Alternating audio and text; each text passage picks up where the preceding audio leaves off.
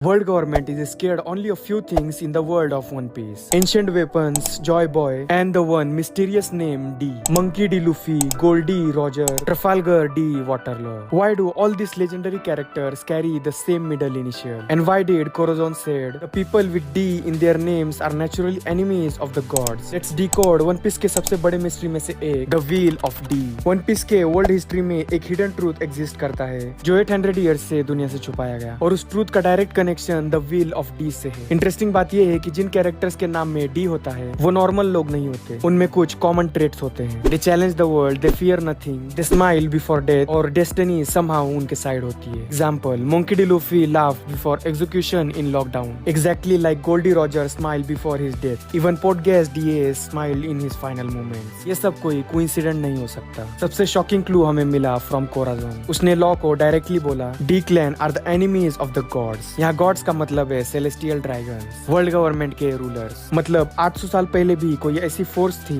जो original rulers के against खड़ी हुई थी, और पॉसिबल है कि डी क्लैन उन्हीं लोगों के डिसेंडेंट्स हो, इसीलिए गवर्नमेंट उनके नाम को सप्रेस करती है। रिमेम्बर, रॉजर का ओरिजिनल नाम था Goldie Roger, but government purposely उसको गोल्ड रॉजर बोलती है क्योंकि वो नहीं चाहते कि दुनिया डी के बारे में जाने। अब आता है सबसे इंपॉर्टेंट पार्ट, वॉइड सेंचुरी, एक ऐसा 100 ईयर पीरियड जिसके रिकॉर्ड्स कंप्लीटली इरेज्ड हैं, और जो भी उस हिस्ट्री को डिस्कवर करता है वर्ल्ड गवर्नमेंट उसे डिस्ट्रॉय कर देती है। एग्जाम्पल, वर्ल्ड गवर्नमेंट डिस्ट्रॉयड ओहारा सिर्फ इसलिए क्योंकि स्कॉलर्स ट्रू हिस्ट्री पढ़ रहे थे, और यही हिस्ट्री कनेक्टेड है Joy Boy, ancient kingdom, poneglyphs और the will of D. Theory ये कहती है कि D clan originally ancient kingdom के लोग थे, a kingdom advance enough to threaten the future rulers of the world, और जब वॉर हुआ एंशिएंट किंगडम लॉस्ट, लेकिन उनका विल सर्वाइव कर गया। That is the will of D. अब बात करते हैं बिगेस्ट कनेक्शन की, Joy Boy and Monkey D Luffy. Zunesha ने लूफी को देखकर कहा, Joy Boy has return. This line completely changed everything. मतलब लूफी सिर्फ एक पायरेट नहीं, वो इनहेरिटेड विल कैरी कर रहा है। वन पीस वर्ल्ड में ब्लड लाइन से ज्यादा इंपॉर्टेंट होती है inherited will. Roger failed, as died, but their dreams continue through others, और लूफी में भी वो पर्सन है जो फाइनली 800 ईयर्स पुराना प्रॉमिस कंप्लीट करेगा। लेकिन हर डी कैरेक्टर हीरो नहीं होता। Marshall D Teach aka Blackbeard is proof. Unlike Luffy, Teach chaos create करता है, he manipulates, he betrays, he destroys, और सबसे scary part, even he carries the D.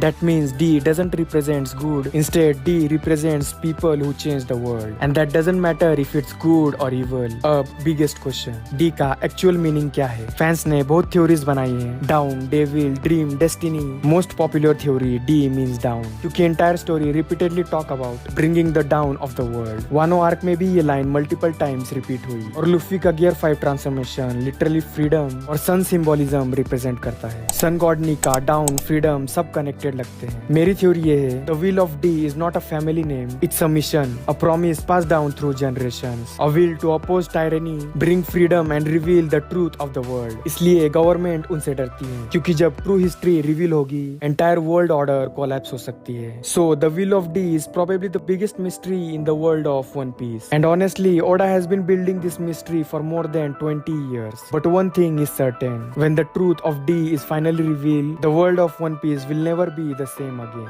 So that's it for this video. Video पसंद आए तो video को like, channel को subscribe और बेल आइकन दबाना मत भूलना, और कमेंट्स में बताओ तुम्हारे अकॉर्डिंग डी का एक्चुअल मीनिंग क्या है।